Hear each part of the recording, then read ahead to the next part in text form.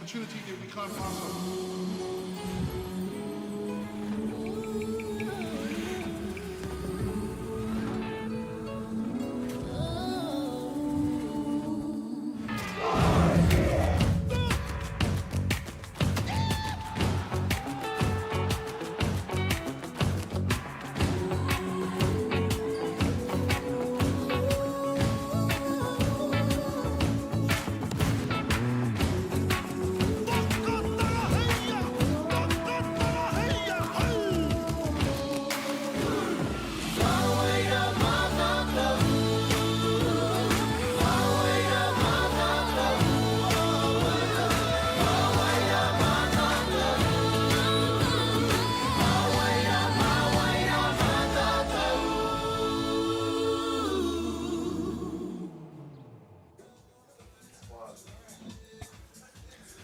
Hello and welcome, ladies and gentlemen, to Fraser Park, where we have the Softball New Zealand presentation of the 2025 U17 National Boys Softball Joint Championship.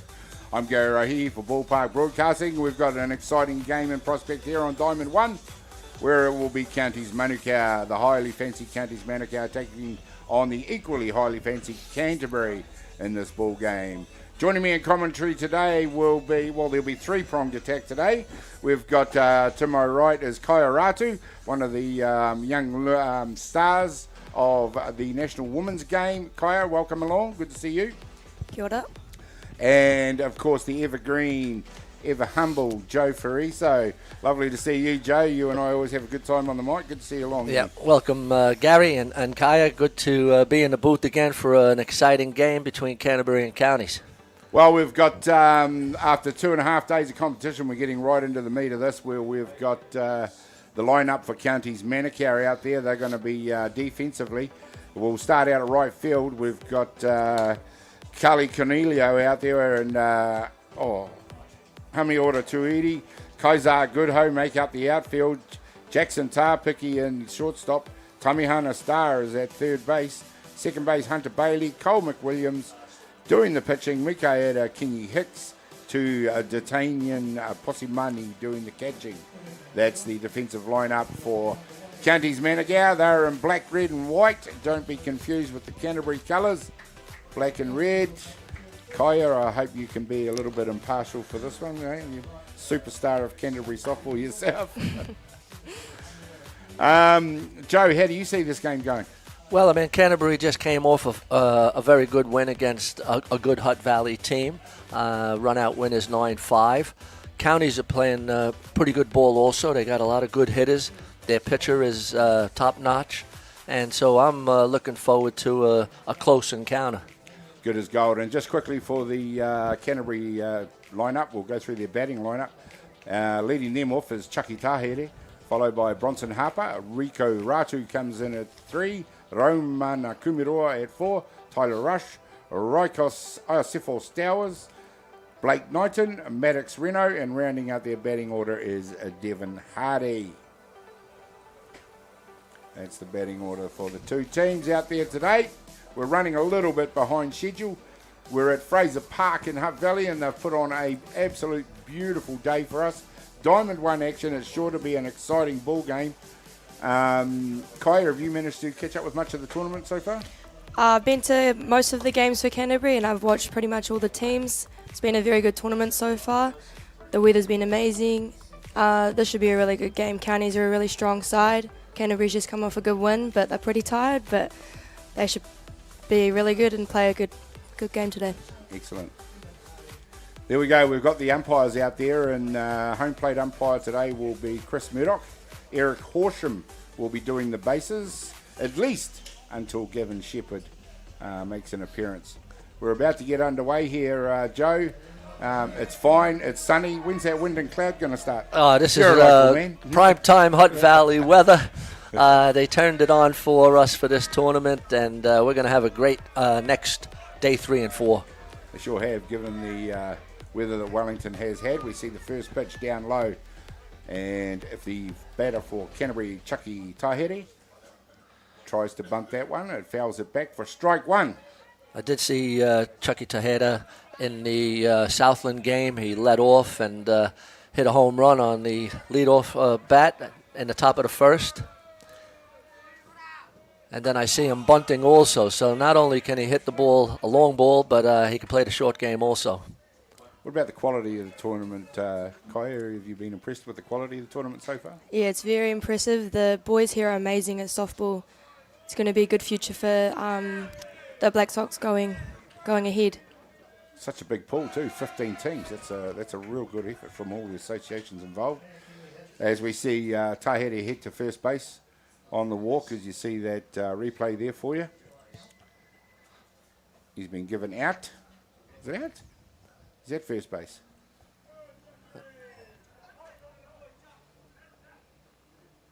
Yeah, some confusion there.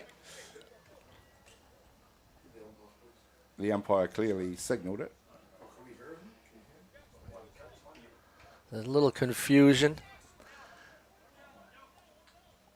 And Tahiti Didn't want to go. did swing and was called out.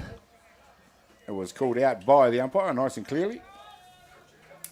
So out on the strikeout. Bring to bat number 8, Bronson Harper. I haven't seen a lot of the players throughout this tournament. I've had to work the first 2 days of the competition, but I have tried to catch up with as much as I can. This Mikaela Kingi Hicks strikes me as a pretty decent pitcher.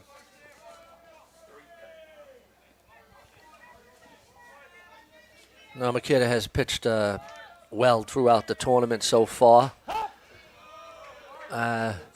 Day 3 is always a little bit of a moving day for all of the teams, and it really starts to separate the good teams, especially fitness-wise. And if you're not fit, then all of a sudden the smarts start to be affected. There we go. One's just popped out to second base there. Nicely caught for the second out here in the top of the first innings.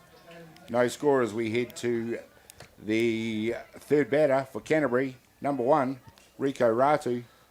Kai, you might be able to tell us a little bit about this young man. My little brother. You don't have to be too unkind. No, he's playing a good tournament. Came off a good 19s along with his friend in the on deck circle.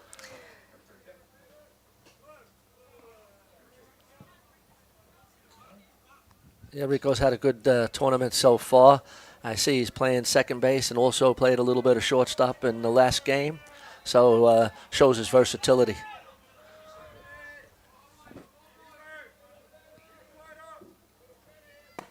That one inside for a strike. Come right across the top of the knees on the inside half of the plate.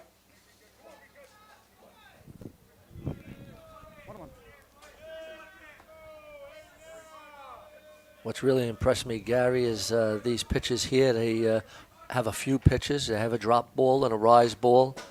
A little bit of a curve on a few of the pitches that I've seen. And so at this age group, pretty impressive. It's good to see. You, as a pitcher, you probably strive to have command of at least 3 pitches. Anything above that would probably be a bonus. And definitely keep the batters guessing, that's for sure. It's a nice rise ball on the inside.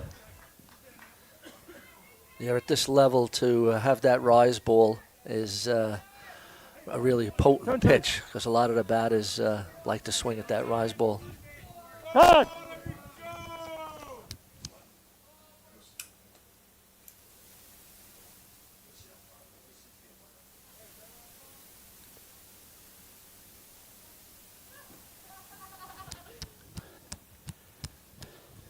We're good. Yep. Umpires just stopped for a little conference there. We weren't able to quite hear what that was all about. 2 balls, 2 strikes. Very early days in this ball game. County's looking for the third out here in the top of the first innings. There's a loose pitch thrown.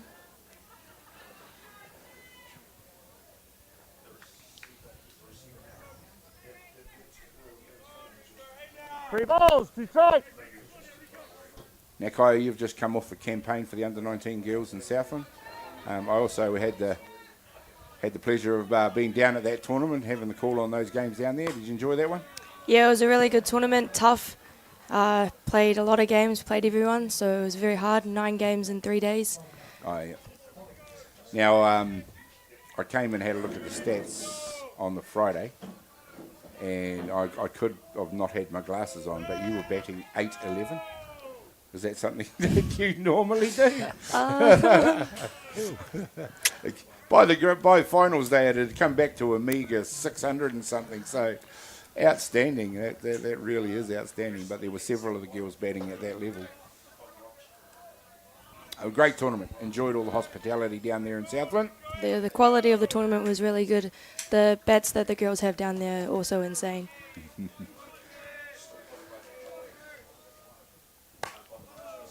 Nice cut at that one.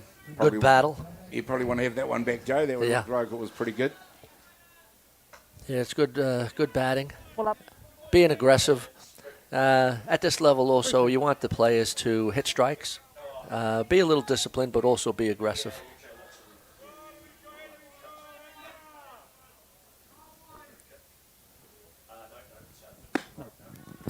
Yeah, nice eye. Ratu heads down to first base on the walk. Nice job done there to get Canterbury going with 2 out. Bring to bat number 4, Romana Kumiroa. Probably, I imagine, from the well-known Kumiroa family from Canterbury.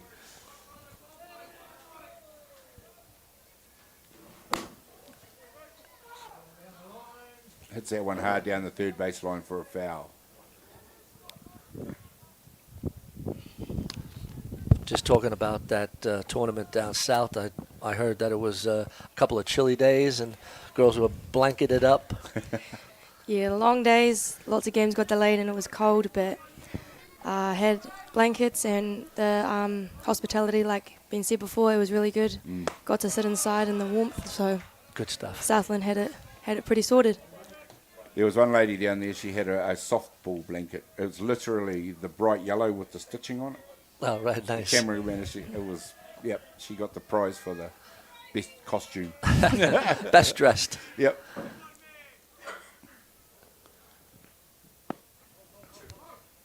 That one down low into the ground. But congratulations, of course, to Hutt Valley in that tournament, who went on and claimed the prize for this year's Under-19 National Championship. I'll try to not be too biased. Nice hit out to shortstop, who can't quite take it. He's going to beat out the throw. And he's limping a little bit out there as young Kumiroa, but he was quick enough to get to first. So safe 1 and 2 for Canterbury. Nice play by the shortstop to keep that in the infield. Made a strong throw, but Ramana was quick enough. Did injure himself in the game against Hutt Valley, I noticed, and he's still limping just a little bit. Oh, they're keeping him out there to do the running, so maybe just to see how that injury holds up under pressure. Early days in this ball game, but Canterbury getting themselves going. It's a nice pitch down the tube for a strike on number 5, Tyler Rush. What I like about this tournament also, Gary, is there's no designated runner. And so at this level, there shouldn't be a designated runner. All the boys and girls should be running for themselves. Well, as I understand it, yeah, that's right. They're young, they're athletes, they can do it. There's a nice bunt, it rolls out into foul territory. But as I understand it, it probably helps them better prepare for internationals. True. Because they know they are at international level. That's right. Yeah, so it's something that I think needs to be looked at. I think at NFC there might be a DR, and I'm not sure if I agree with that necessarily. I was talking to Bevan Martini yesterday about it, and I think when you're going up to Black Sox, White Sox, you're not going to have a designated runner, so you shouldn't have them through the age grades either. Yeah, I mean, it becomes an excuse to look after a favourite player, really. It's in terms of who runs and who doesn't. Kaya, you wouldn't want anybody running for you, would you? No. I think I like Kaya running running the around the bases. bases. She scorches around them fast enough as it is. There's a nice hard hit out to centre field. Centre field's getting under it. Takes the catch nicely up in the air. That's the third out here in the top of the first innings. No score as we head to the bottom, and they head to the dugout. We'll be back in just a minute with more action.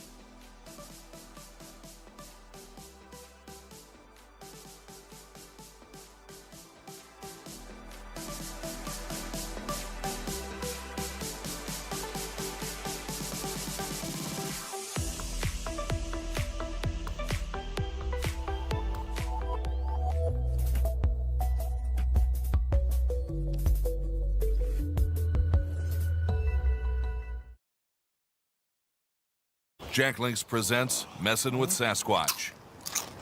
Watch this.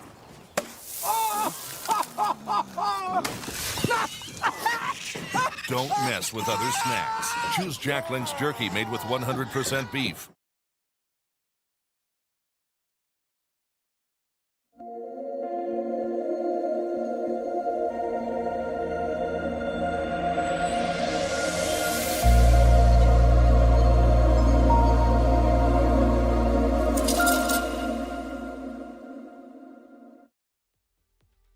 For the first few innings. Yeah. Welcome back, ladies and gentlemen. We're at Fraser Park, the number one diamond, which of course is Sorensen Field. Counties Manukau taking on Canterbury in an under-17 National Championship encounter. Bottom of the first innings, no score in it, and up to bat, number 59, Tamihana Star for Counties Manukau. Hits one hard out to shortstop, comfortably takes it, fires it across the diamond. It's a bang-bang play, ladies and gentlemen, but the first out is made. Yeah, nice play by the shortstop, Ramana Commodore, for the speedy Tamihana Star.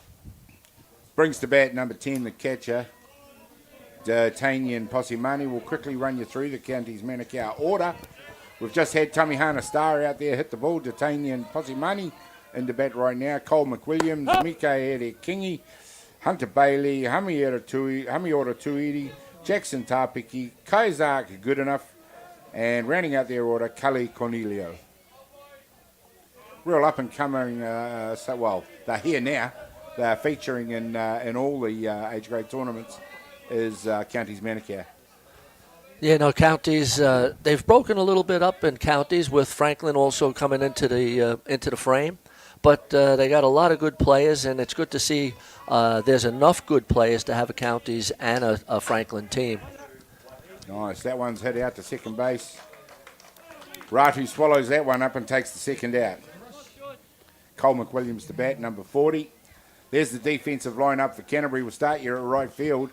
We've got Denon Hardy, Chucky Taheta at centre, Blake Knight in the left, Romana Kumida at shortstop. In the hot corner is Bronson Harper, Rico Ratu at second, Tyler Rush is at first, George Smith doing the pitching to Maddox Reno. Yeah, George has started off the game really well, throwing strikes. He's in the strike zone. Interesting to see him starting this game. After finishing the Hutt Valley game. Already warm. Yeah. Yeah, that is interesting. But Counties Manukau obviously have come through the tournament pretty well and are looking at being at the pointy end of the tournament, along with Hutt Valley. Canterbury, they're right up there.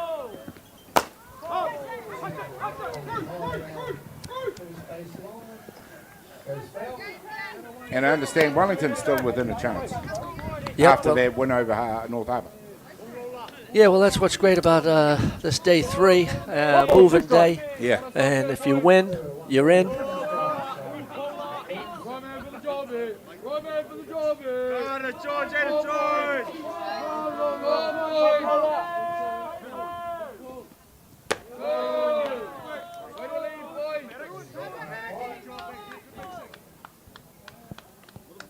little too high, that one, for McWilliams.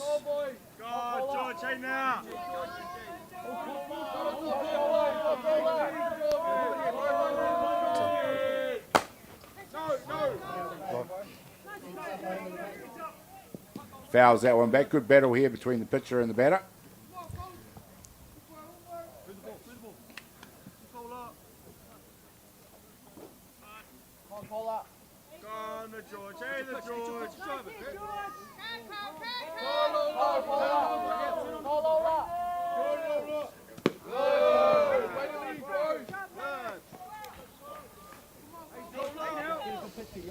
Mikaela Kingi Hicks in the on-deck circle, also the pitcher, also comes in at number 4. Pretty talented player. Yeah, no doubt. He looks like he's a big hitter. He's a unit as well, isn't he? This one hit out to shortstop. It's Kumiro that picks it up, fires it across the diamond. Doesn't make it to first base. It hits the ground.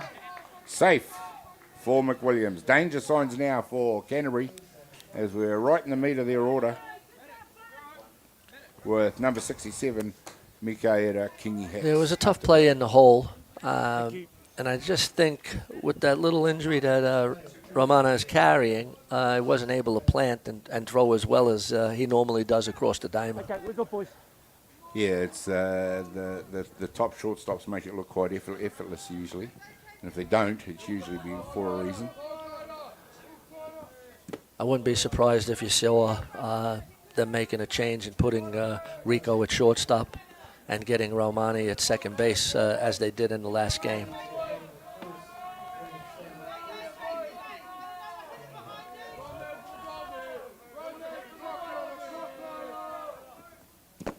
George Smith going to work now. He's put one onto the deck. It allows the runner to scamper across to 2. McWilliams safe at 2. Yep. Similar to the Canterbury at-bat batting innings. 2 down, followed by a runner at 2.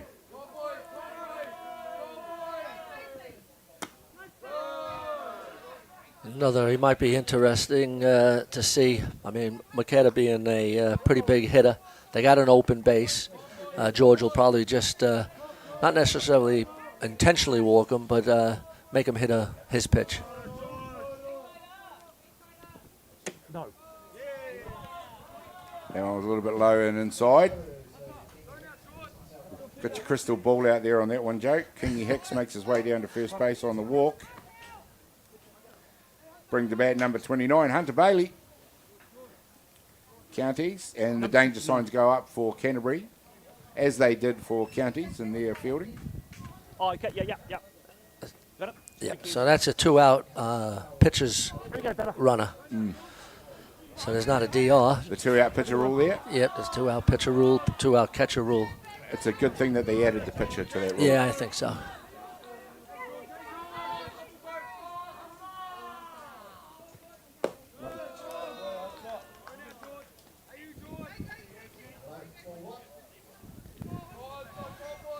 You think George Smith just struggling to find that zone?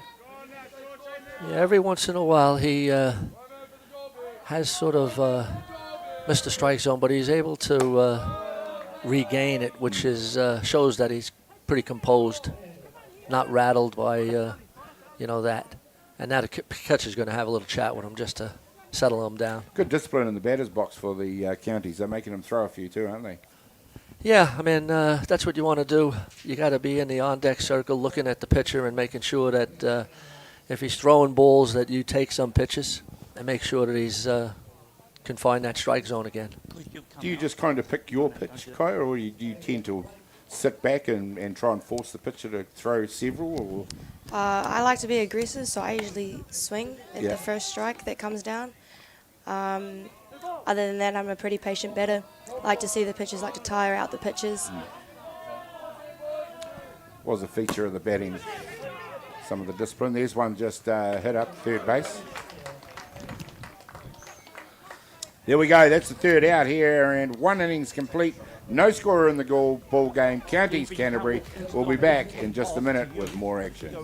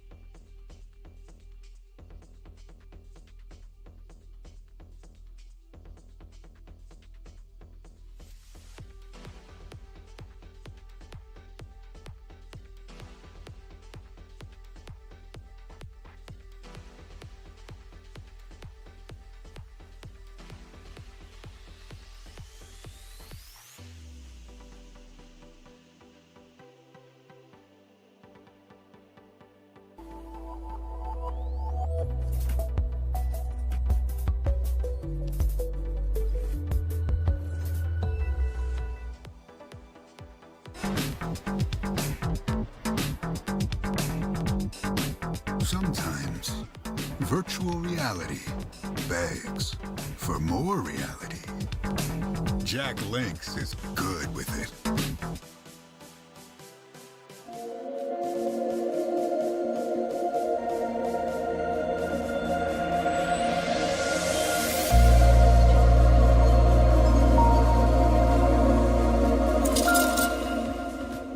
To 5.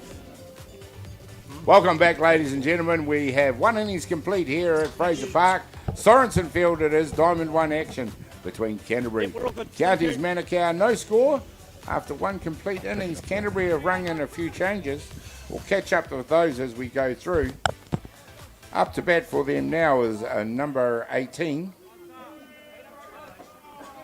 who we'll know who that is shortly. Blake Knighton, sorry, that's me. He's in the on-deck circle. Up to bat is number 12, Rikos Iosefos Towers. DP in the lineup for Canterbury. Sorry about that. Just took me a second to catch up with my my lineups there. As we see the third out on the replay there in the last inning.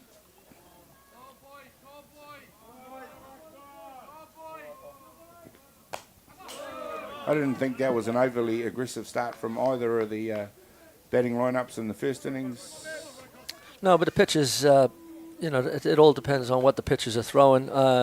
George had that little spell where he walked Makeda, but nice to see 3 ground outs. 6-3, 5-3, and 4-3. So spread them out along the infield. You know, and if he's hitting the ground, if they're hitting the ground balls, you know he's keeping the ball low and down. Basically working it so that if they do hit it, it is on the ground. Yeah, that's a good sign.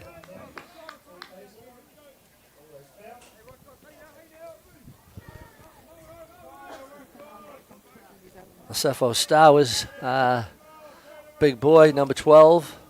Looks like he plays a little Canterbury rugby also.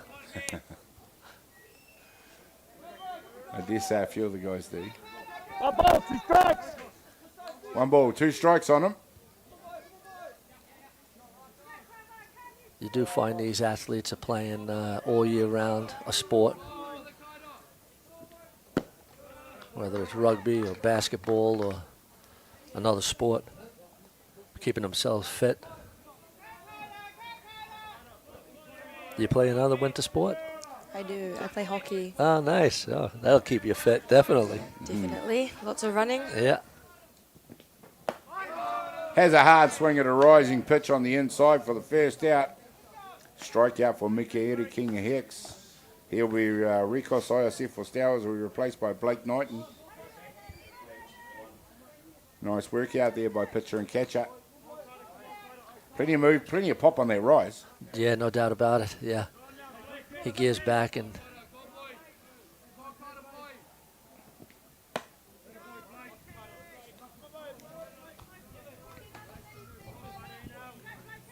Maybe, if anything, I've already noticed, just doesn't quite get over the top of that drop ball enough.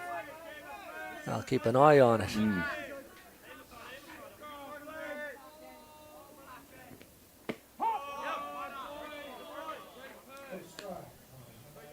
Nice pitch for a strike. 1. Yeah, showing good rotation on that pitch. Well, Joe, it's a 15-team tournament, and how good is that to see? Oh, absolutely. That's fantastic. I was pleasantly surprised when I saw so many teams in the tournament. What a great hit by Blake Knighton. Gets himself on, puts one straight into the dirt at his feet, beats out any attempt at a throw. Safe at first base. Number 3, Maddox Reno, up to bat for Canterbury. And yeah, you've got teams from Southland, you've got Otago, so Nelson, South Island brilliantly represented. Yeah, absolutely. And then Manukau, Wanganui, and just a great crop of teams coming up. And it's great for the development of the softball. Absolutely. Wanganui, an association you wouldn't have seen even 2 or 3 years ago. No, I had a good chat with Lindsay. Lindsay. No, I forgot his last name now. Sorry, Lindsay. But Lindsay's been a stalwart up there, umpiring and leading the charge, national umpire, international umpire. And he's got the boys fizzing, and they're really enjoying this tournament. They also have a good girls Wanganui side down south playing at the moment. They're doing really well down there as well. Nice. Yeah, that's great to hear. Well done, Wanganui. And I know there's been a lot of work put into Marlborough, so if we can just get them up and running, there'll be almost a full set from the South Island. Except for my old association, West Coast. Well, the Black Sox pitcher, Nick Hayes, is from Marlborough. Marlborough, yeah. So they've developed a few good ones down there. Sure have. Lawrence Allen is, I think, down there promoting softball also. Yeah, Pee-wee's down there. He does a great job wherever he goes. He gets them up and going. Puts a lot of energy into it.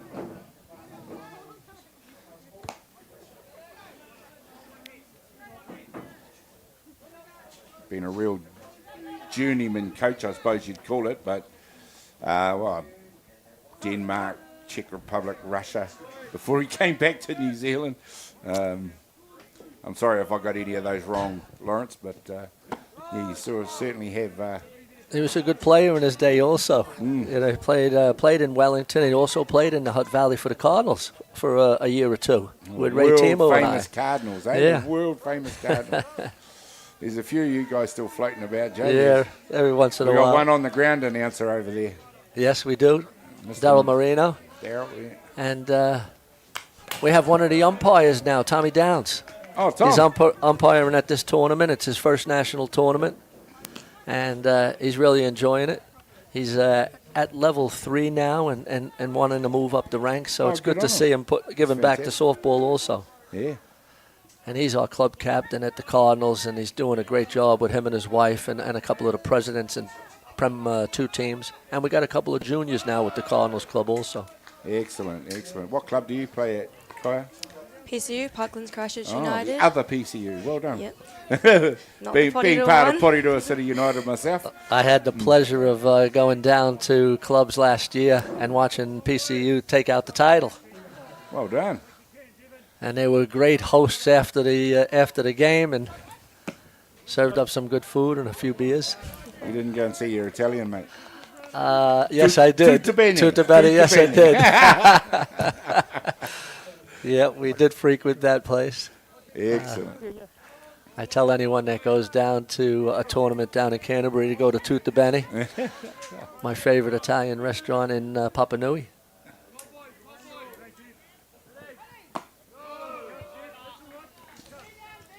Number 6 it is, Devon Hardy out there. We've got a runner out at third base for Canterbury. 2 outs it is.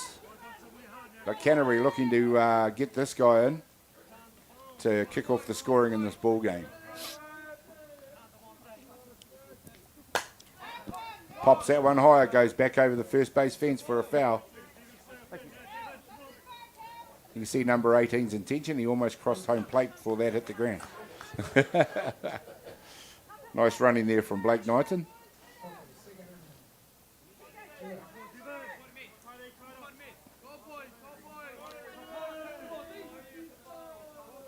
Kingy Hicks rears back, gets ready to go on this one.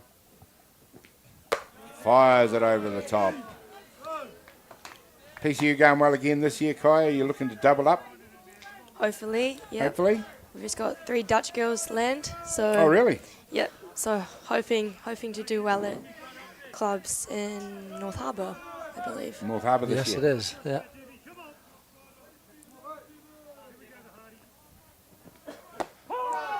Fires one inside for a strike. That's a good job by Michaeli Kingy Hicks to get them out of that situation. 1.5 innings complete. They head back to the dugout. Still no score in the ball game. We'll find out what happens when we come back in just a minute.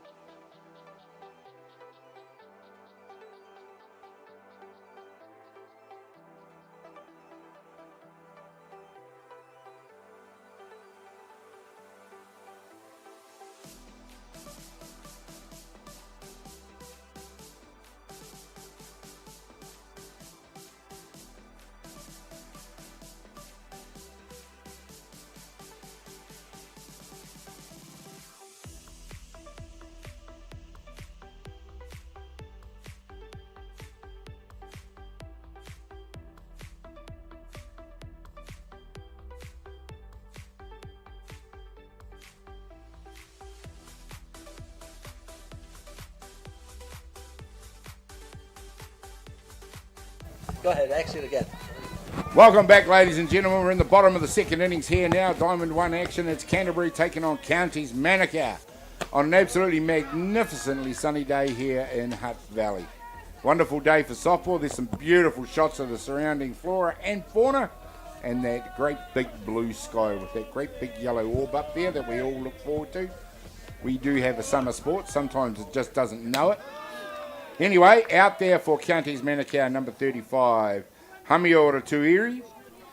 But we do have a few changes for Canterbury, and Kaya is just going to let us know how that has planned out. Romana's come off with an injury, so they've moved Rico Ratu to shortstop. Bronson Harper's now moved to second base, and they've brought in Jack Yaram to play third base. There you go, Canterbury ringing the changes early on in this one. Hits one hard out there. Second base makes good ground to pick that one up. Made that play look easy. It was not, I can tell you. For the first out. Yeah, Bronson Harper going to his left and made a nice play on that. Made it look easy. Up to bat for Counties Manukau now will be Jackson Tapiki.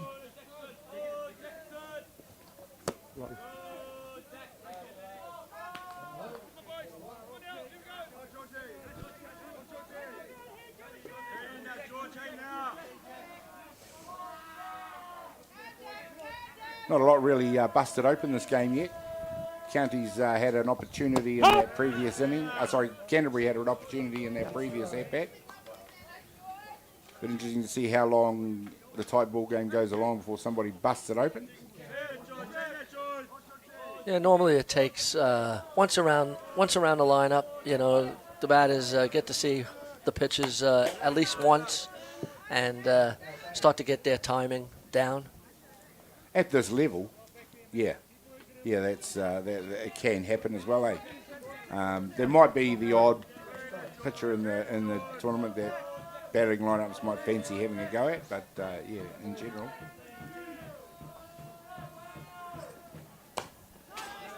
I've been reasonably impressed with the pitching I've seen so far. Yeah, no, it's been excellent right across the tournament.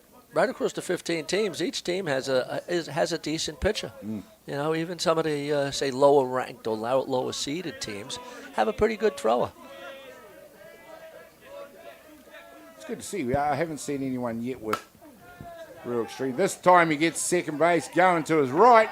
He picks it up. Couldn't quite get that one cleanly. Tapiki safe at first base. You'll see on the replay there, right on the foot of the bat.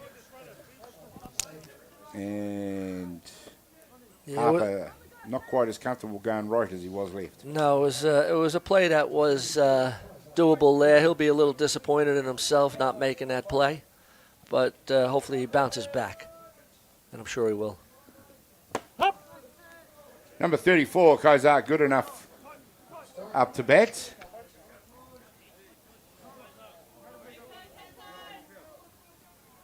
Interesting name, Gary. Kazak, good enough? Good enough. We'll find out in just a minute. Kazak provides us with some action. The runner at first base scampers across the two into scoring position on the pitch that got dropped there. You see it on the replay. Some brilliant pictures coming back to you here now from our camera crew. Getting all the angles covered.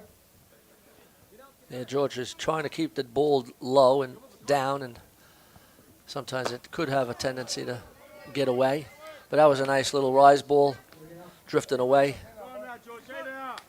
That's kind of what you want. You want them chasing your rise ball, don't you? Absolutely. It doesn't need to be hanging in the zone. And you know it's operating well once the batters start chasing it up out of the zone.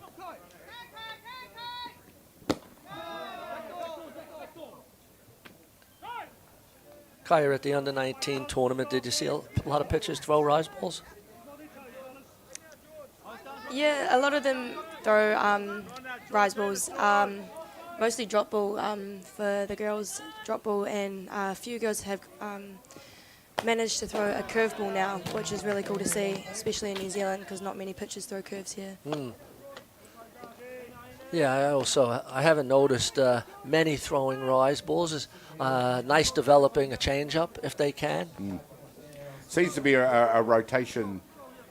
If you want to talk about it being a girls and a boys thing, but the boys seem to pick it up, that rotation on the rise ball, almost from the get-go.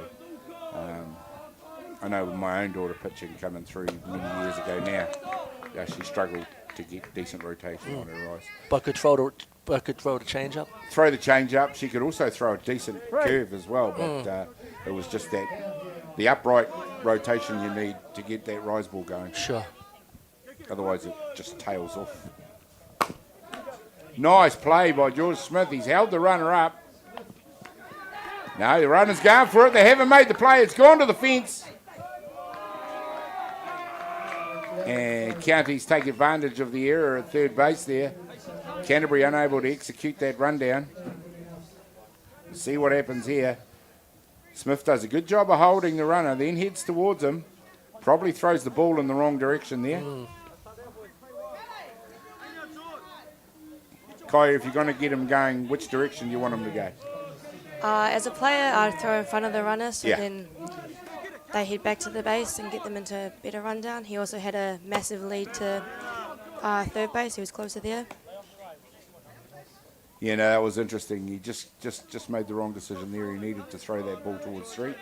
He started off with the right decision, running at the player, Yeah. and just threw the ball to the shortstop instead of the third base. The upshot of all that is there are runners for Counties now at 2 and 3. Still just the one out. And one of the things that we spoke about yesterday in this grade in particular is the learnings that you take out of it. And so I'm sure the coaches will have a chat to the boys, whether it's in between innings or after the game, and just note some of that play. That's right.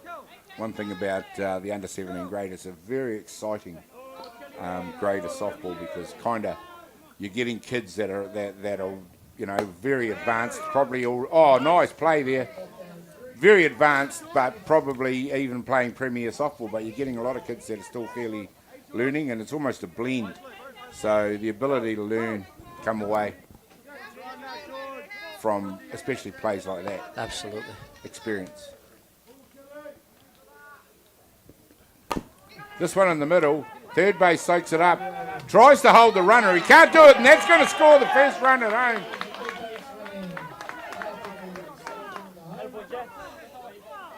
The out at one was made. There you see, there's the hit. Third base takes a good one. Throws it up too high. Forces the fielder to go high. The out was called. Even in slow motion, it was hard to see if the foot was up.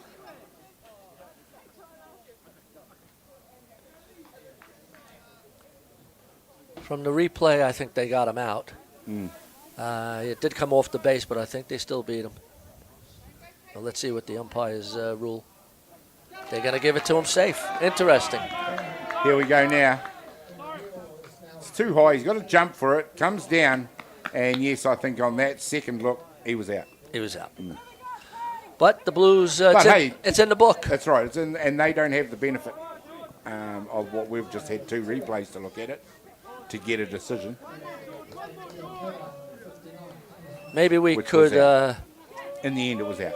talk about getting a challenge and using the replay going forward in some of these tournaments, especially with the technology that we have. At the end of the day, you want to get it right. It is a discussion. You do want to get it right. How far you go with it, you know. Yeah. I know at the top level of... Here we go. This one's gone back to the back net. The runner's coming in. Slides in. Gets underneath the tag. And Counties showing some good base running. Here you see it, ladies and gentlemen. It comes back. He gets nice and low in the slide. Gets that foot on the base. And he is safe. And that replay shows that he's safe. So you have one that shows he's out and another that shows he's safe. Back to the top of the order for counties. We talked about what it might take to get this ball game underway for scoring. Well, all it took was a couple of fielding errors, a pitching error in that case, and 2 runs have scored. Counties Manukau lead 2-0. Here, still in the second innings, over Canterbury. Number 59, Tommy Hunter Star, at bat for counties. We'll be looking to get them going again. They've got 2 out, remember. 2 balls, 2 strikes on them. And all of a sudden, this game is well and truly underway.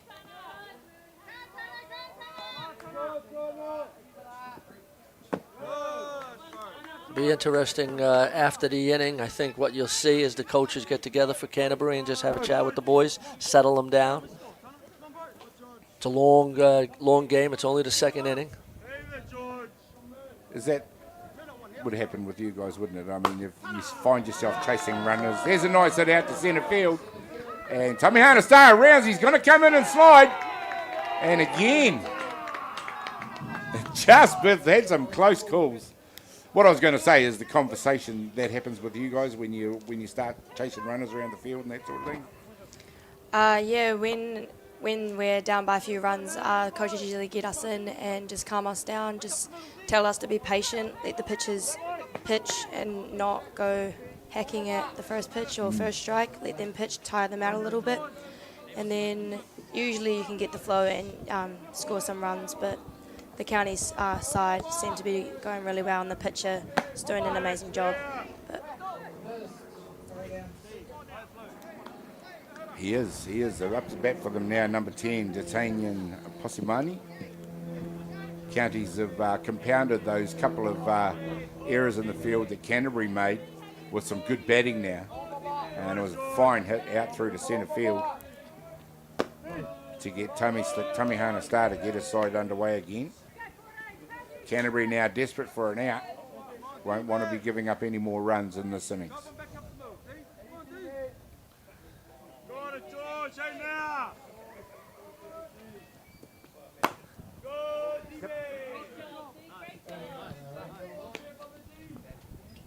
How long do you think before they might start talking about a pitching change? I'd say we've got a pitching and a catching coach at Canterbury, so I'd say they'll be talking about it now. There was someone warming up before the game, someone different. So I would say he'd probably come in, look to see him, and then either the next or give him one more inning. Well, there you go, ladies and gentlemen. It's Counties Manukau now that lead this ball game by 2-0 over Canterbury. The third out is made, and it was a strikeout. Canterbury head back to the dugout with some work to do ahead of them in the third innings. We'll find out what happens when we come back in just a minute.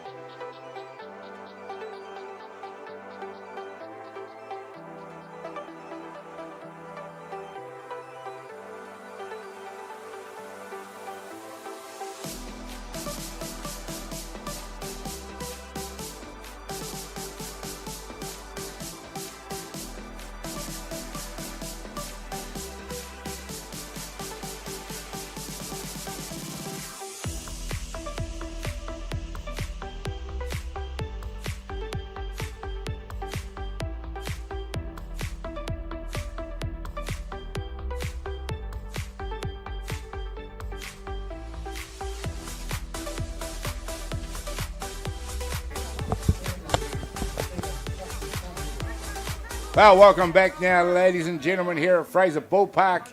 Sorensen Field it is. It's Diamond 1 action. Counties taking on Canterbury in this one. It's Counties that have stolen the early march. They lead the ball game by 2-0 over Canterbury. But if anything has shown us in this tournament so far is that a 2-run lead is nothing to rest on. Counties will need to play all the way through. 7 innings to win this one. Still, Canterbury all on them at the moment to get this deficit back.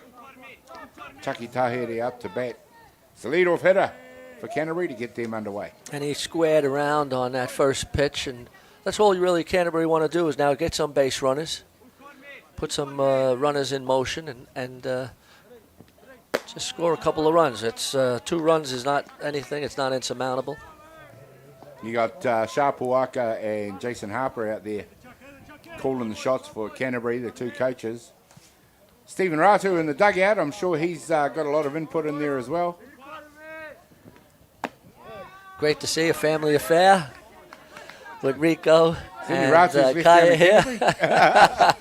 Seems to be quite a few up here. Yeah. Mom didn't come up. No, she came to Invercargill, so decided to stay home on this one. Saw enough softball. They also have Liam Potts as the pitching coach, helping out the pitchers. All right, nice. It's good to see young Potsy. Well, he was here not that long ago himself as an under-17 pitcher. That's right, yeah. Not that old. Was he 21? Yes. Yeah. There's a nice job. Kingy Hicks really getting into his work now. Strikes out Chucky Tahiri. That'll bring the bat is number 8, Bronson Harper. And you just heard the coach just say, let's just get a runner on base any way you can. Well, that's the equation just now that they're 2 runs in arrears. They've got to get bodies in motion out there. And this might be a good way to get started. Yeah. As we see Harper scorched down that first baseline to beat out that throw. Great bunt. That was a gem of a bunt. Just in front of the catcher, a little too far away for the third base. He made a nice play on it and a good throw, but Harper was too speedy. One of the features of the 19s I noticed down there was the bunting ability has gone, well, basically has gone through the roof. The execution on bunts down there was excellent. This throw has gone all the way out to the outfield. Canterbury are not going to take advantage of that one, though. Now we're seeing Counties come under a little bit of pressure of their own.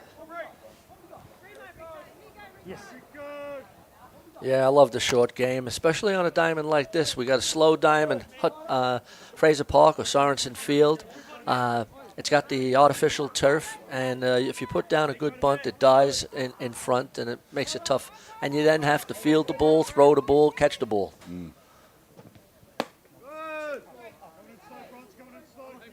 A lot of things have to go right.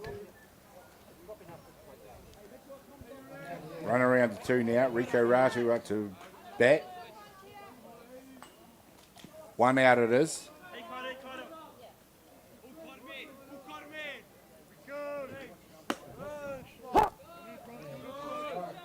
Good pitch there. Saw a little curve on it.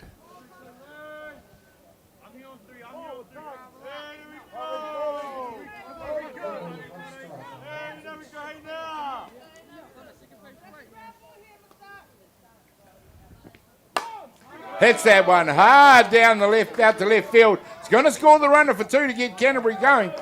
There's a fantastic job done by Rico Ratu out there to get his team on the board in this one.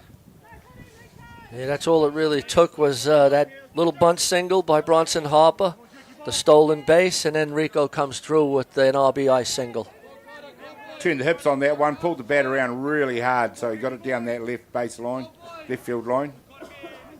Nice job by Rico Ratu. Standing up at first base. Kaya, do you give your little brother a little tip from time to time on hitting or fielding? Or He actually doesn't like to listen to me. Bit of a competition at home, always. Last week at 19s, we were actually competing against each other quietly. see who could get the better batting average. Yeah. But Yeah, I think yours would have been hard to beat, to be fair. Well, you won the batting title, and I think you batted over 700. It was about 718, was it? Yeah, it was fantastic. I find those averages incredible. That's amazing. Number 5, Tyler Rush.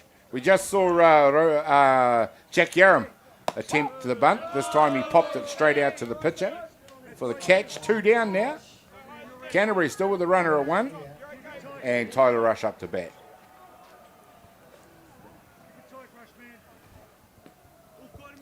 A little bit of sibling rivalry. There's nothing wrong with that. It just pushes you to greater heights. Once again, the bunt's been dropped. Nice play at third base to get Counties out of this one, but not before Canterbury come back with a run of their own. Counties lead the ball game by 2-1 over Canterbury. We head into the bottom of the third innings to find out what's going to happen in just a minute.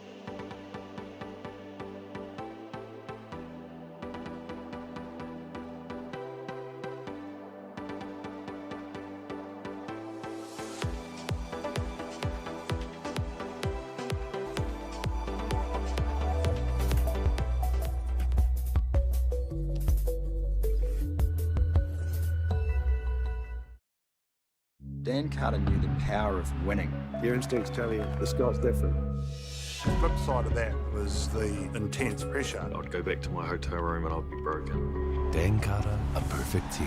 Ki whakaata Māori, me Māori Plus. Welcome back, ladies and gentlemen. We've got Canterbury taking on Counties here at the Under-17 National Tournament. Boys softball it is. And it is Counties who lead this ball game by 2-1. We've had what you might call the early stanzas of this ball game so far. I might just get my co-commentators to sum up what they think so far. We'll start with you, Joe. Oh, well, I mean, I think it's what we expected. 2 top teams battling it out, a 2-1 ball game, so there's nothing in it. This game is going to come down to who gets the timely hits, who avoids those pressure situations, or who performs under those pressure situations, and we'll see who then comes out with the victory. Kaya, what have you made of the ball game so far? I think the ball game's been pretty pitcher dominated. Managed to prevent larger hits. As seen yesterday, Counties hit a few automatic home runs, and Canterbury have hit a few as well. But the pitchers have thrown really well to prevent 2 good batting lineups. This one's been hit hard. It's gone deep. It's gone back. They've given up the chase, and it lands halfway up the bank. Kaya, you didn't have the commentator's curse. The commentator's curse will call that one. They have not hit the home runs well. They well and truly have now. That one went deep, all the way to over the centre field fence for an automatic solo. We'll let you finish off, Kaya. You're right, Kaya. It has been dominated by the pitching. That pitch there was probably too fat, and Cole McWilliams got all of it there. He sure did. He hit that one extremely hard. It's one of those hits that you look at it and you think, well, that ain't going anywhere but over the fence, right off the bat. Had that sound. Well, it's still only a 3-1 ball game, so it's still in the balance, and it really shows now if George can bounce back from that. Well, you got Mikaeli, Kingy Hicks, who hit one out of the park yesterday. We're just showing you images of that. That was a double. And he's going to be followed by Hunter Bailey, who also came off a home run in the game yesterday, or earlier today.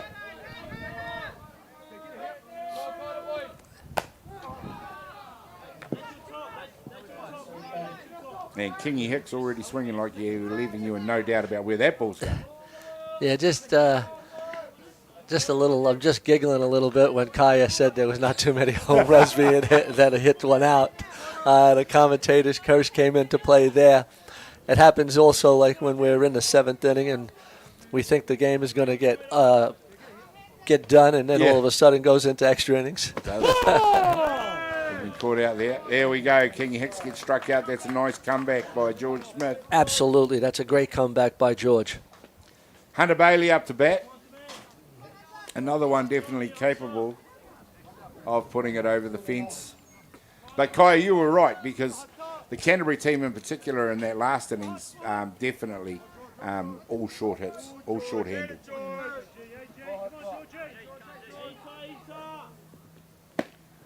And now that we're seeing counties really being aggressive and swinging hard, it's almost a contrasting style between the two teams. Totally different modes of attack.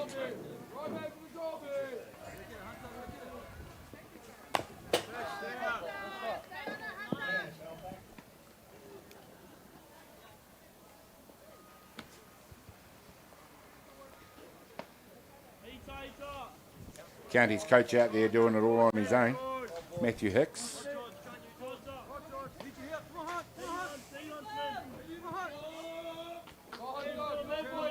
Oh, and he does have a third baseman out there. Yeah, Michelle King is at I was third right, base. Michelle King at third base, also the manager of the team, which is what confused me before.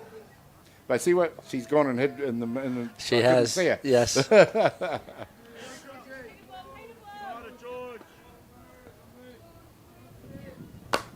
This one is hit hard, and once again it's a chase back, and it's made it.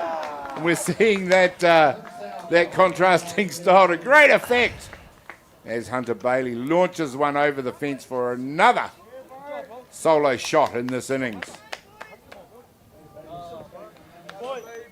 And I guess what you're seeing here, Gary, is they've been through the lineup once. This is the second time they're seeing George. George has gone.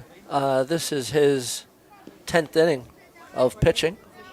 7 innings in the first game, and then this is his 3rd inning of pitching. So pitching coach is coming out, probably talking about how you're feeling. And, he's going to go to his bullpen. So George Smith comes out of the ball game. Maybe possibly a batter too late, but still only 4-1, sorry. So still early days in this game. There's plenty of time for Canterbury in this one. There's no reason to push the panic button yet. Yeah, they're going to bring in number 9, Manukau Kennedy. 14 out, 9 in, 10. Flex. Just a straight swap. Blake Knighton No, 14 is out, 9 is going to come into pitch. Oh, Knighton. Oh, yeah. Oh, I see. And and Kennedy goes where? Left field. Oh, left field. Yep. Good And call. then positional change 7 to 1, 1 to 7. Thank you. Right, caught up to date with that change, ladies and gentlemen. Kaya's all over it. 18, Blake Knighton going into pitch. And number 9, Manukau Kennedy going into left field. Yeah. Number 4. The 4 fellas who've taken a knee behind there, is that a deliberate pose or? Well, looks like a publicity shot, doesn't it? I guess after it's the second game, and they've been on their feet a long time. Just catching your breath. They like to play little games. Yeah. That's us.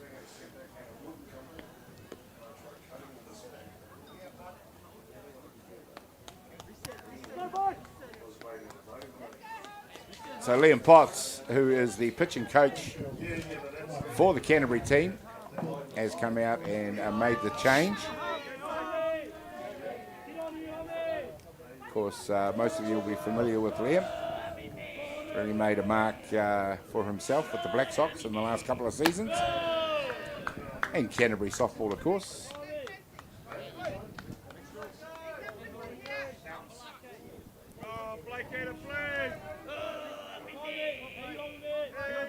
Does Liam also play for PCU? He does. Yeah. Pitched to great effect for PCU clubs last year here at Fraser Park.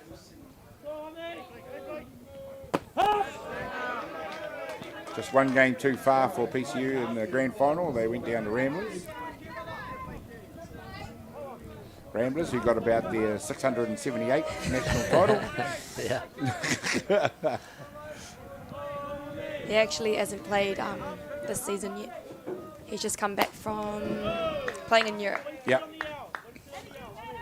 Taking a break because he'd have gone straight from North America to Europe then. Saw him on the streams pitching the IAC.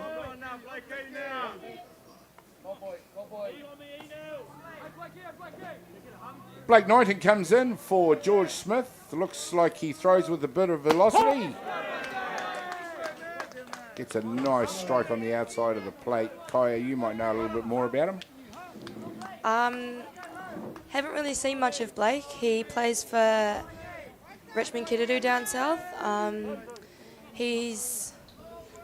haven't actually seen much. He's a very good player though, very strong, good outfielder. Looks like he can throw the ball hard when he pitches as well, so hopefully works out for Canterbury. Well, he may not have the command, and it may have just been because George was getting a bit tired, but he seems to be pitching with a couple of extra Ks zip on that than George did. Joe, do you think? Oh, yeah, he does throw hard, and there's a bit of movement there. Just needs to find the strike zone. Yep, that's based on balls. To where he makes his way, Tuidi makes his way to first base on the walk to continue this third base onslaught that we're seeing from Counties. 2 solo home runs. There was a strikeout in the middle of those two, but now we've got a runner on courtesy of that walk. They look to, for the first time, go short, and that's going to be close. There was a close play. Got right down flat to beat the tag there. Here we see the throw. See, still not there. It would have been out if that tag was low enough. Good swipe tag by Tyler Rush.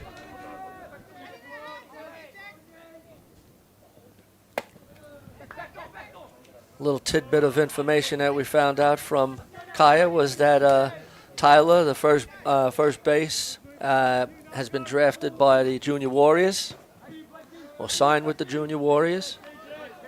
So, as I was saying before, these are multi-talented players. Absolutely. Good league player and also a very good softballer. This time it's a bunt heading down the first base line. Total contrast to the innings that we've seen so far. Trying to move the run around with the short game. Which number did I tell you?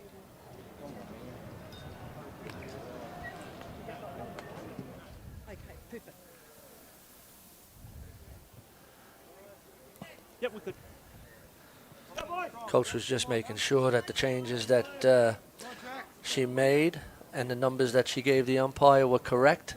In the last game against Hutt Valley, there was a little bit of discrepancy in terms of the flex player and the DP. Yeah. And who was re-entered into the game. That took a little bit of time to navigate. Nice drop ball. And that's a good strikeout for Knighton. Gets the job done. Tarpiki heads back to the dugout. He's the second out. Number 34, Kozak Goodenough, comes up to bat. That sounds like a baseball name. Kozak Goodenough. And it's a delayed steal. Oh, and it's nearly was a disaster with the second base covering. Was thrown to the shortstop, but second base caught it. They're just a victim of not keeping their eye on the runner there. A little too relaxed. Yeah.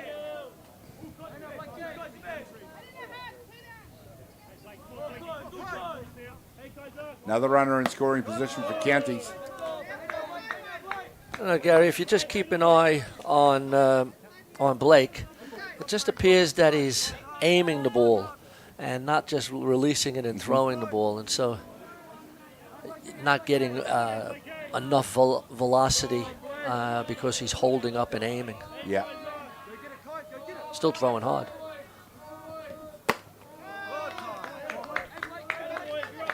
Yeah, he's definitely a step up in pace for both pitches. Yeah. That we've seen out there.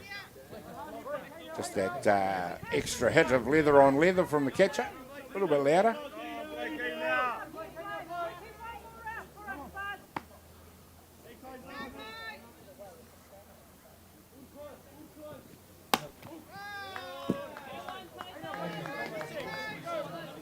Getting his arm across his body a little bit too much.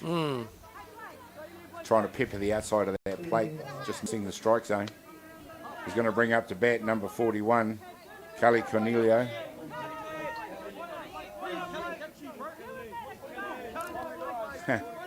Interesting contrast in this inning. Home run, strikeout, home run, walk, home run, walk. I was just looking at that. Yeah, there was. They're either swinging hard and hitting it over the fence or walking to first base. Yeah, and sandwiching in a couple of Ks. Yeah.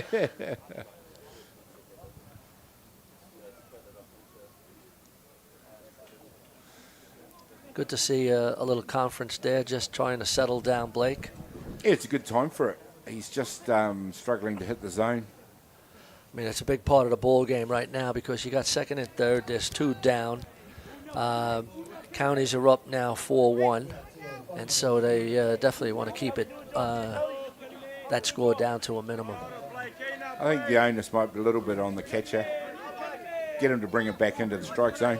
Yep. Trust his extra pace and his movement. It's a nice pitch. That is a nice pitch, just missed.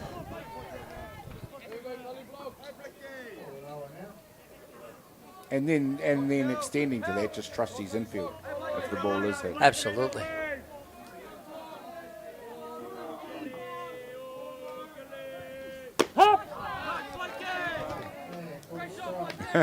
Almost the same spot. Did you notice where the catcher set up? He was right on the outside of the plate, but that one went straight down the tube. So you never know. You never know.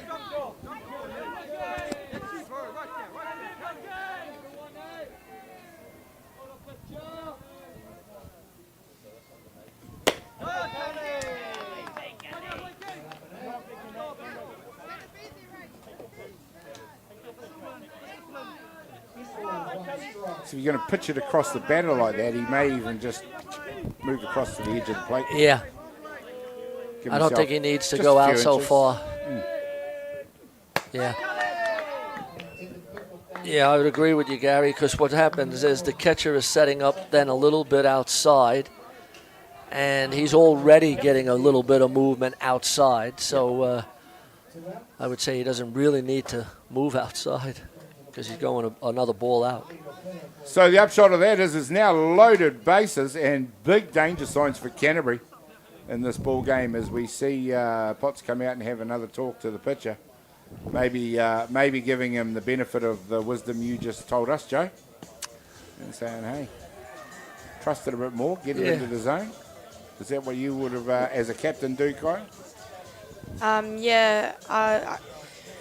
Even when I catch, if my pitcher seems to be struggling, cool time, calm them down, figure out what pitches they want to pitch as well, because sometimes if I call something that's not working, then I want to be on the same page as your pitcher. That's right.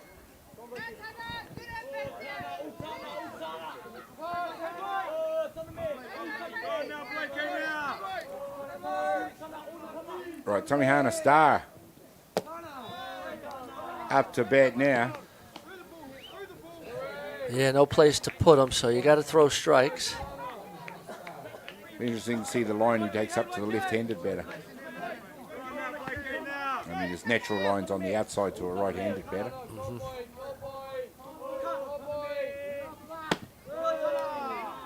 Yeah, now he's going to the other side, and he really just has to come over the top. And as you were saying, he's starting a little wide. Really needs to come over and a little closer to the body.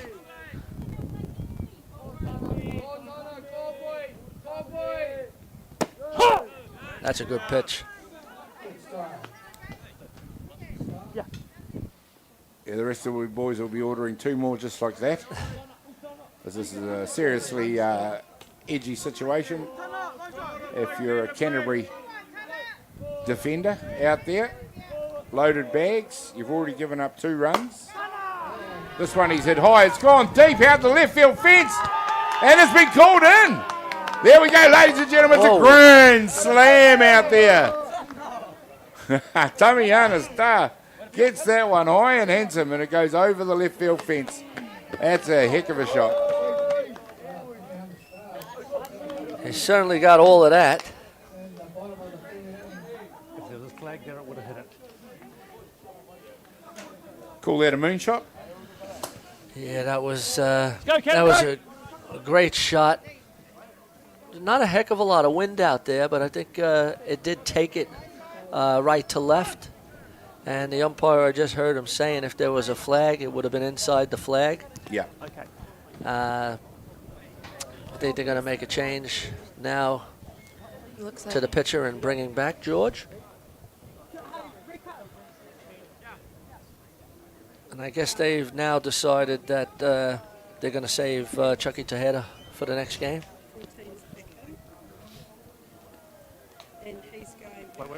Ladies and gentlemen, we're just about to go into a pitching break, so beyond the dugout, we'll bring you this pitching break. We'll be back in just a minute.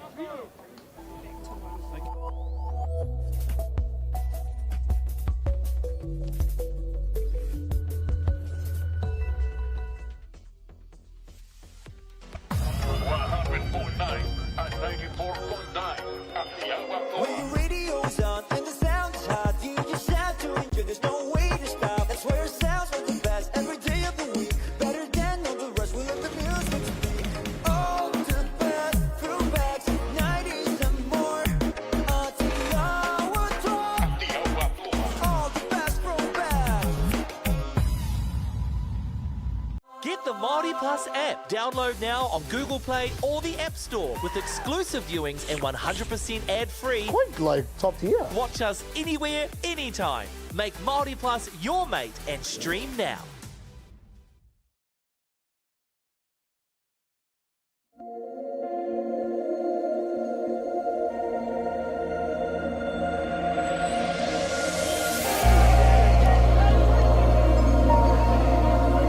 Welcome back, ladies and gentlemen. We have seen action aplenty. If you're a Counties Manukau fan here in their 3rd innings, and they have absolutely launched in with the bats to the tune of, I make it 6 runs in this innings. Yep, that's what it is. Unfortunately, it's for Canterbury, it's behind 1, 2, 3, 4 base on balls. And then 3 home runs. So that's a recipe for scoring a lot of runs. And it's exactly what Counties have managed to do. They lead this ball game over Canterbury now by 8 runs to 1. And Canterbury now staring up the sides of a rather large mountain. And also, we've seen Counties now go through their order on the back of a brilliant bunt by D'Artagnan Possimani, who beat out the throw. We're about to show you pictures of that. There he goes. It just pops in front of the pitcher, who kicks it back to the catcher. And unfortunately, when it doesn't go your way, it doesn't go your way. Here's the steal. Counties Manukau making all the play here in the 3rd innings. Steals second base. Yeah, they're batted around now. They're very confident now. They've seen the pitches at least once or twice. This is their 2nd time around the batting order. Cole McWilliams, of course, let's not forget, it was him that launched the innings when he stuck one over the centre field fence. Gets another go in the same innings. What odds would you put on that? Yeah, I know. Well, we were talking about such a close ball game and a pitcher's duel, and it just was broken open. All it takes, though, sometimes is just the swing of a bat. This time it's a pitch that can't be held onto. Yep. And we're going to show you Cole's home run from earlier in the innings. There it is, high and handsome. Over the centre field fence it goes. It lands halfway up that bank you can see there for a rather large solo shot.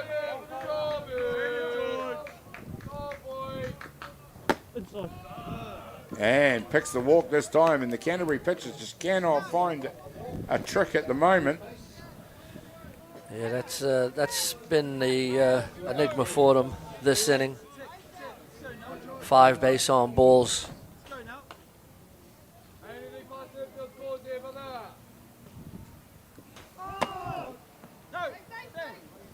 Now, Kaya, we've all been in these situations before as players where it just doesn't seem to matter what you do, you just can't make something happen at the moment.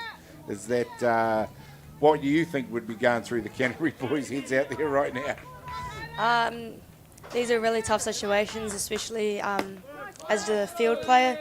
You can't do much unless the ball really gets hit to you. You can communicate and stuff, but in these situations it is up to the pitcher and catcher to have a good combination to try and work out and out. But as players, the boys are probably actually more calm than what some people may think.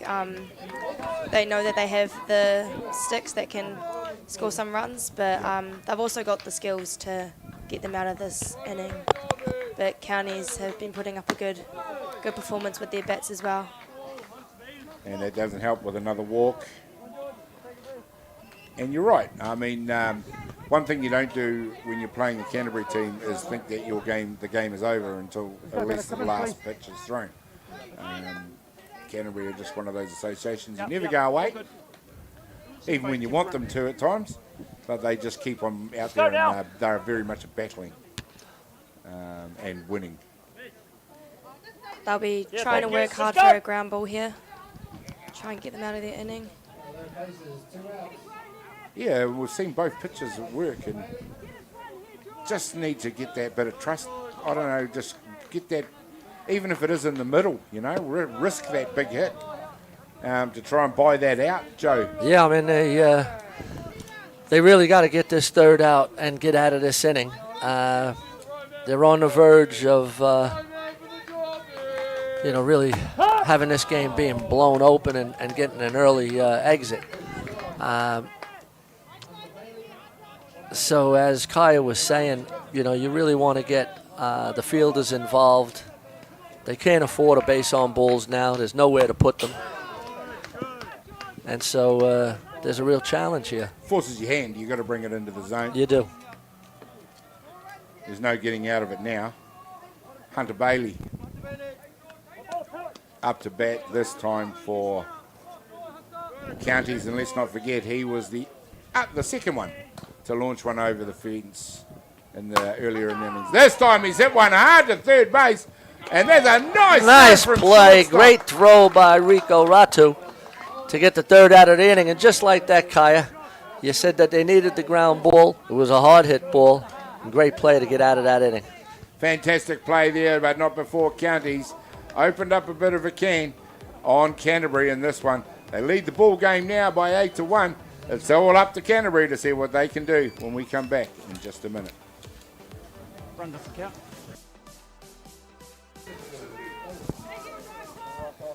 Well, welcome back to Sorensen Field. Diamond one it is. Action here aplenty. And in that last innings, it was all by Counties. Manukau lead this ball game over Canterbury by 8-1. Courtesy of 3 home runs, one of them a grand slam in the third innings. Now it's Canterbury's job to see what they can do. In reply, Rikos Iosifos Towers, the DP in the order up to bat for Canterbury. Be looking to get them going with some heat of their own. And as Kaya was mentioning a little earlier, I mean, there's still 4 innings left in this ball game. And the lead is 8-1. So if you chip away and get a couple of runs an inning, you're still in the ball game. So there's still time to work runs without having to get desperate. Yep.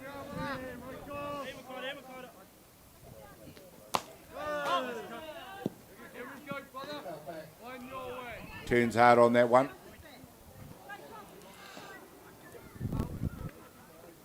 Do you think, because there was a rigid adherence to the short game in their previous innings, Canterbury, they'll have to modify that a bit now?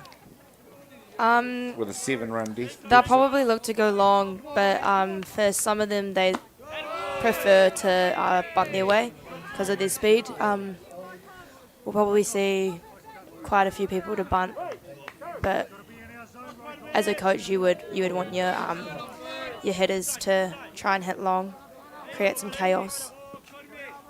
Oh, we'll see what happens here with Rokos ISF for Stowers up to bat.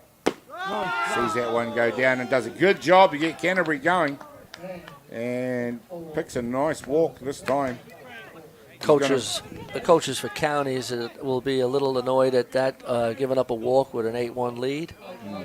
But Canterbury, on the other hand, would welcome that sort of thing. They just need to get base runners on, and as Kaya had mentioned, just create a little chaos now and start to put a little pressure on counties. Yeah. The first job of doing that is to get some bodies out there on the bases, so they've done that straight away. Bringing to bat number 18, Blake Knighton.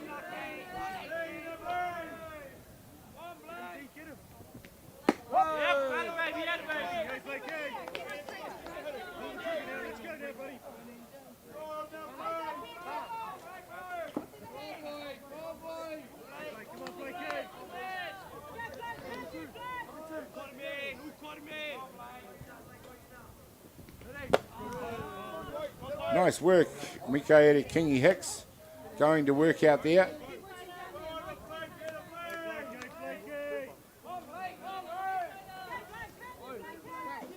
Looks like he might be set to go the distance.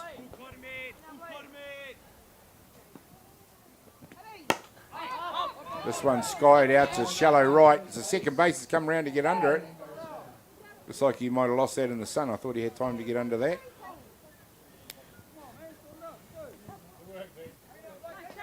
Here we see, just pops it up behind first base.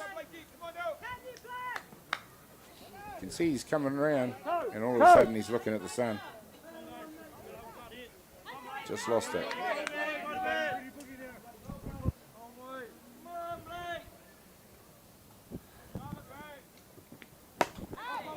This one in the air, this time is third base, it's getting under it. Calls for it comfortably, takes the catch.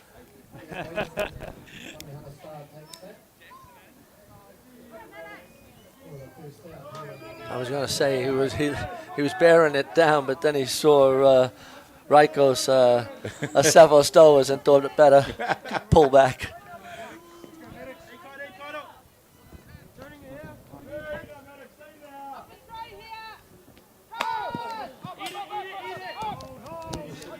And the pass ball allows ISF Stowers to go across the second. One down it is. Interesting to see Asefo Stowers being put in motion, but again, just creating a little pressure. Well, you need to now. County's probably not feeling too much of it at the moment.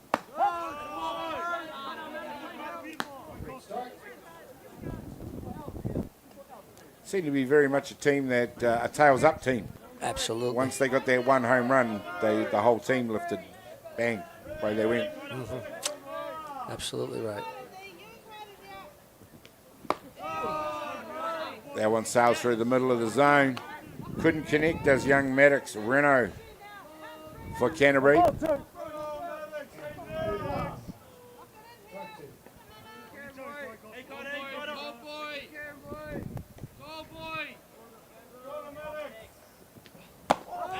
There we go. Kingy Hicks keeps going to work. Strikes out Renault for the second out in the innings. Bottom of the order now for Canterbury. Denon Hardy.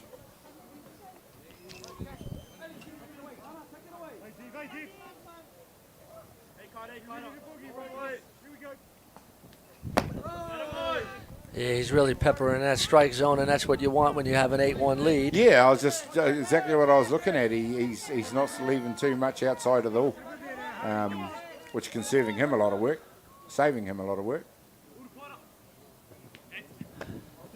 Pulls the strings on that one.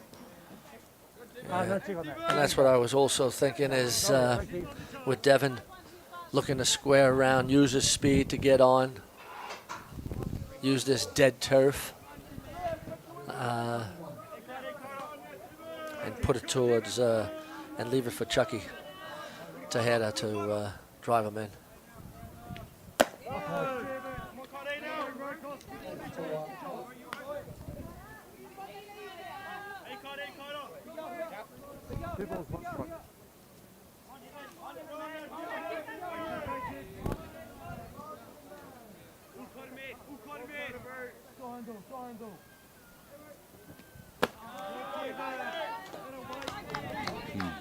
Kingy Hicks seems pretty unflappable out there.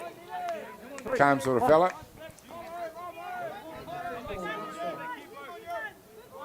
Seems to form a good battery with Posimani at catcher. Working well together, and nice pitch there. Yep. A little bit high for the umpire, that one. Yep. Good eye by Devon Hardy to leave those balls. I mean, they're a little enticing. They're just up around the eyes. They, right? You would think that they might want to have a go at those. Chucky Taheta, leadoff hitter for Canterbury, comes in the bat. That one's gone astray. Both runners move across. So now Canterbury with an opportunity, a prime opportunity here to impact the scoreboard and maybe just start chipping away at a little bit at that lead. Absolutely. I mean, if Taheta can get a base hit and drive in 2 runs, I mean, you're cutting the deficit down. Well, let's face it, you're not going to win the ball game. You're not going to get a 6-run home run. So you just need to chip away. We're only in the top of 4. There is still plenty of time in this game to go.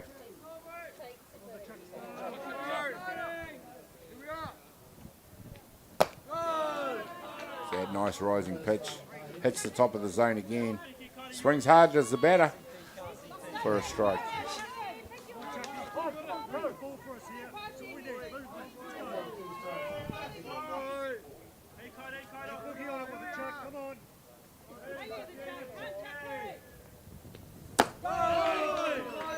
There we go. It's Kingy Hicks. It underlines his class so far in this ball game for another strikeout and the 3rd out here in the 4th innings. So Canterbury unable to do anything about the lead that counties continue to enjoy. 8 runs to 1. We'll find out what happens when we come back in just a minute.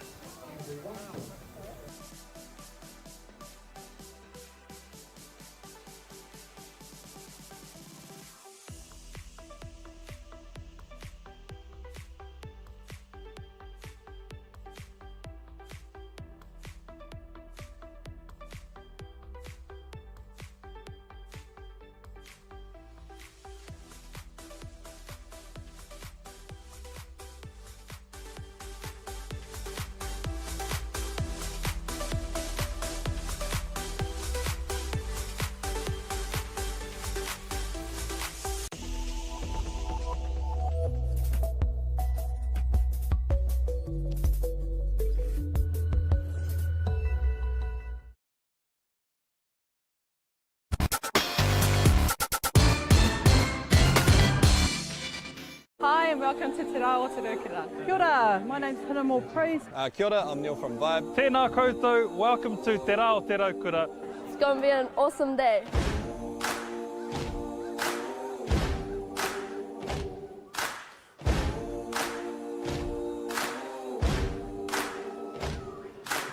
This year is the 25th year of Te Rao Te Rukura. Te Rao Te Rukura is a celebration of our people and enjoying summer days.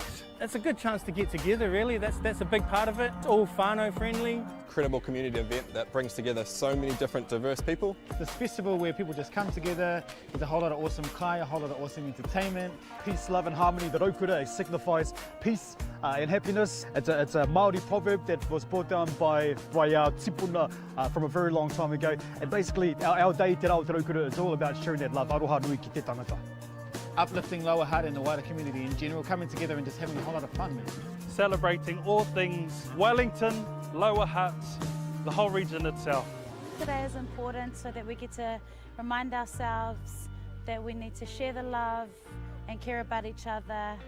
Don't forget whānau, this is around the same time as Waitangi as well, so he āhua pono ki te kaupapa o Waitangi, ko tēnei o ngā whakamahinga I haere nei. It's all about just, ngai Māori working together, unity, ko tahitanga, and just uplifting each other, so kia ora.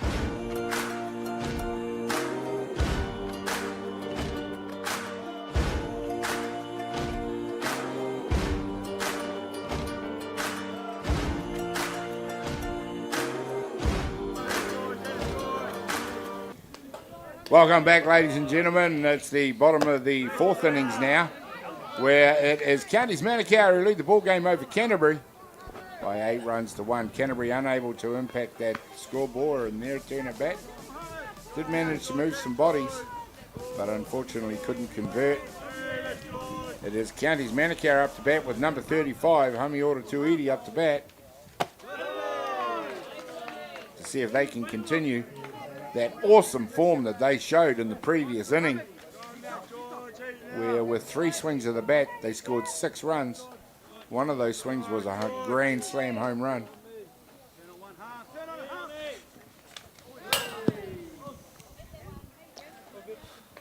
There's been a change at second base also. Number 2, Josiah Tainui, has gone in for Bronson Harper. Let's see, Kaya, you can. Looks like Bronson has gone out to right field. Okay. And Devon Hardy has gone to centre and Chucky has come off. Okay. So Chucky Taheta's gone to the bench. Josiah Tainui went to second base. And there's a good start in this innings from George Smith, who has come. Amora Turi at a K. And it brings up Jackson Tapiki. So we got a few Smith, changes. Yeah, George Smith came back into the game for Blake Knighton in the previous innings. Yeah. Has come back and gotten into a bit of work and struck out Hamiora Tuidi. That'll bring Jackson Tapiki. Has a hard cut at the first pitch, which was a rising delivery, to show that Counties want to continue the form they had in that third inning, where ironically Tapiki was one of the few batters that did strike out in that previous innings. So they'll be looking to right that one. Canterbury need to get out of the innings with a blank score sheet in this one if they're going to affect it. My score sheet is not blank anymore. We got a lot of changes in there. I'm running out of ink. Canterbury have made so many changes. Kaya's just getting me all up to date with it. She knows the players from Canterbury very well, so she's making all the changes.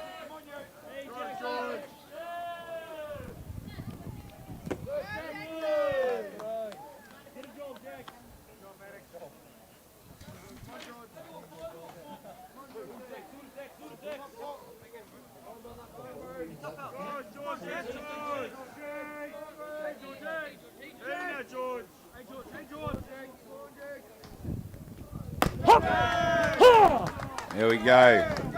Nice comeback. Continues for George Smith. 2 strikeouts.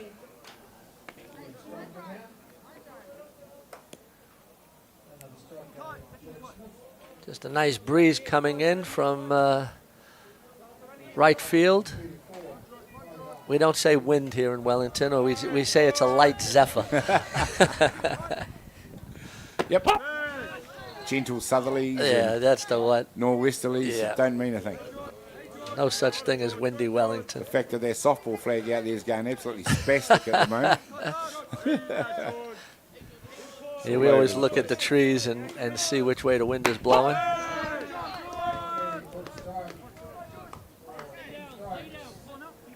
The Bahudakawas in left field having a dance. Think about the Sorensen field. It is well protected by the trees around the field from the wind. There's a nice hit hard up centre field. And County's underway with 2 down.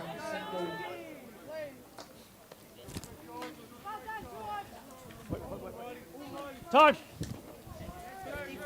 Safe with a runner at 1 bringing to bat. They have a pinch hitter, number 54, Riley Nord.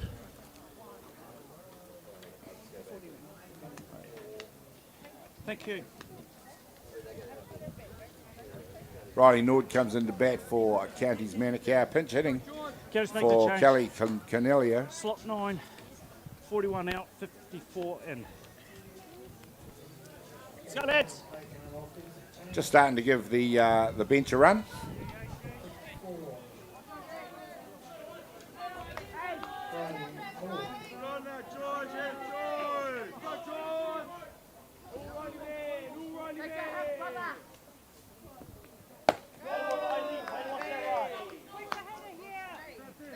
Canterbury, of course, are the top of the innings, and with a 7-run lead, this would put us into the run-ahead rule territory for Counties. Is that another commentator's curse? We've done it before. Possibly should have left that one up to Kaya.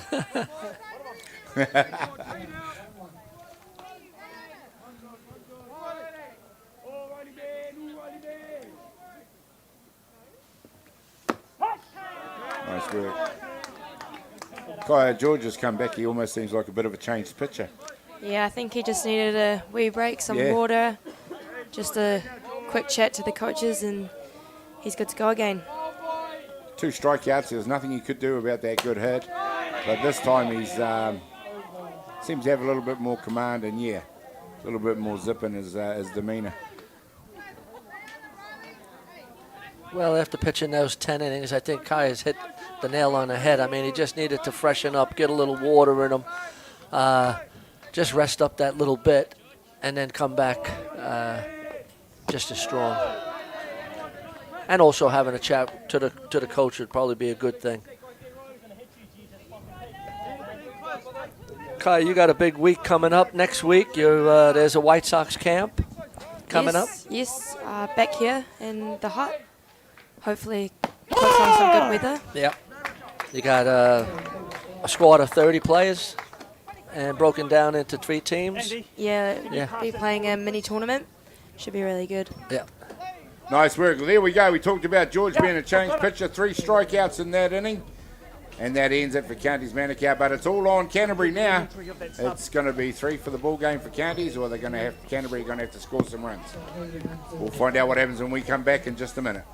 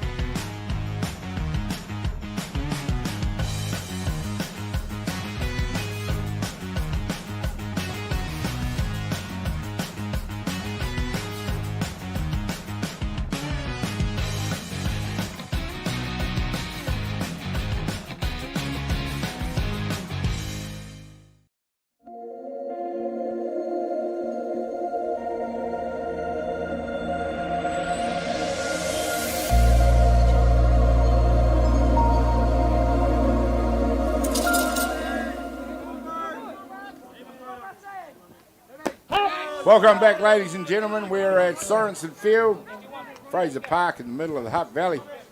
Canterbury taking on Counties. Counties who have so far not making a race of it. They lead the ball game by 8-1. And of course that means with Canterbury batting in the fifth, they're going to have to put at least one run on the board or this game will be over. We'll see what happens over the course of the next few batters, where Canterbury up to bat with number 8, Bronson Harper, coming in to see what he can do to get his team started. Simple equation, Kaya, they've got to get bodies on base. Oh! Yep, with Bronson's speed, if he manages to get on base and you've got Rico and Jack Yaram up behind him, should be useful for Canterbury. And I guess what you want to do now is extend the ball game. So you want to score a few runs, extend the ball game, and make sure you're going to play a whole 7-inning game. Yeah, just so that you're there for the next innings. You're not looking to... There's one off the barrel. It's third base that comes around. Makes a lightning pick-up and throw. And that really was a demonstration of speed from both softballers. The speed down the base and the speed to beat out the speed down the base. If you understood that, you're better than me. Well, Tommy Hana Starr, lefty playing third base, has a real gun on him. Fielded the ball nicely and then shotgunned it over to first base to get the speedy Bronson Harper. Rico Ratu, who's having a very good ball game actually. Picked a walk and he's had a hit already. Will be looking now to be the one to get them going. He drove in the only run for Canterbury.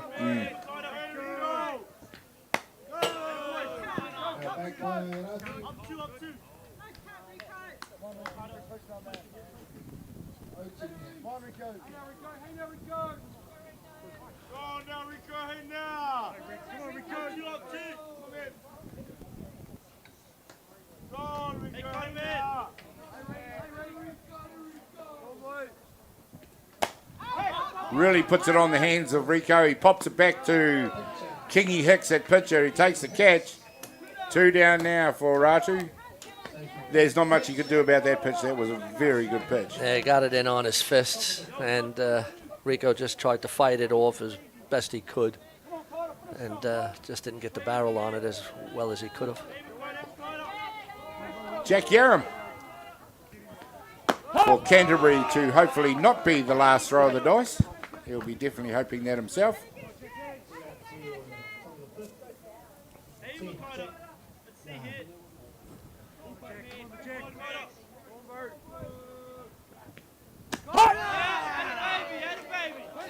That one comes across the plate for a strike. Yeah, Makata Kingy Hicks is just feeling it now. He is. He's well, I mean, he's dominated the Canterbury lineup. You'd have to say quite an impressive display out there, Kaya, by Mikaeda. Yeah, he's a very strong pitcher, very dominant in the middle. Would be tough to face him.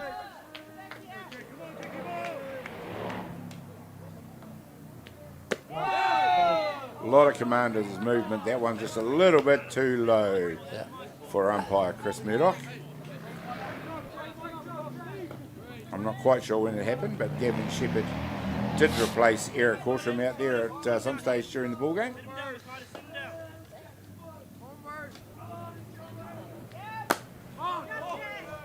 There you go, just keeps peppering that zone.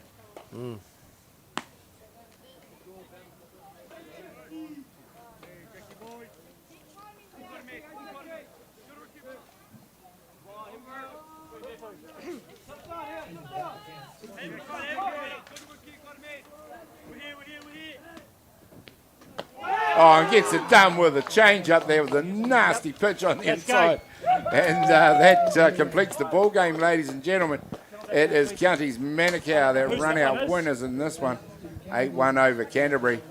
Courtesy of a fantastic third innings. 3 home runs, including a grand slam. Can't do much better than that.